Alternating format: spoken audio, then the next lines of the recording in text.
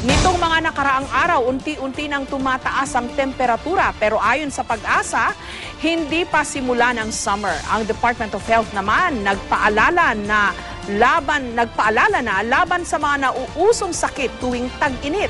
May report si Claire Delfin.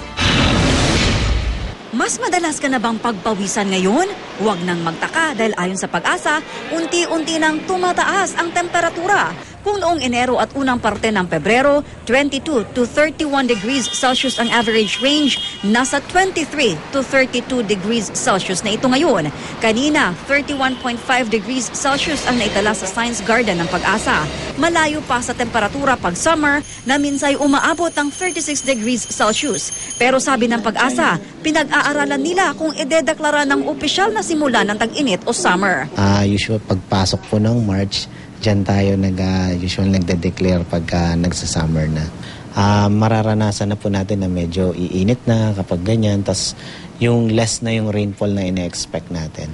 Isa pang senyales na papasok na ang summer ay ang patuloy daw na paghina ng hanging amihan na nagbibigay ng malamig na simoy ng hangin at ang paglakas naman ng high pressure area mula sa Pacific Ocean na nagdadala ng mainit na hangin.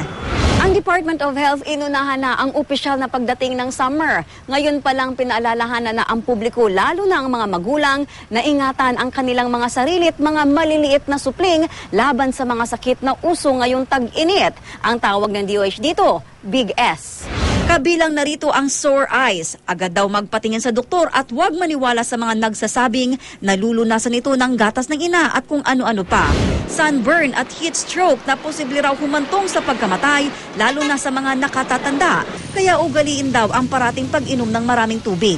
Sipon at ubo, sakit sa balat tulad ng pigsa, pagduduwal at pagdumi o diarrhea. Kaya ingat daw sa maruming pagkain sa kalye at ang sakmal ng aso. Marami ngayon magbabakasyon, yung mga bata ay nakakapaglaro sa labas. Maaari sila makagat ng mga aso na pag hindi nilinis, sinugasan ng tubig at sabon, nagpabakuna ay maaaring mauwi sa rabies. Claire Delfin, GMA News.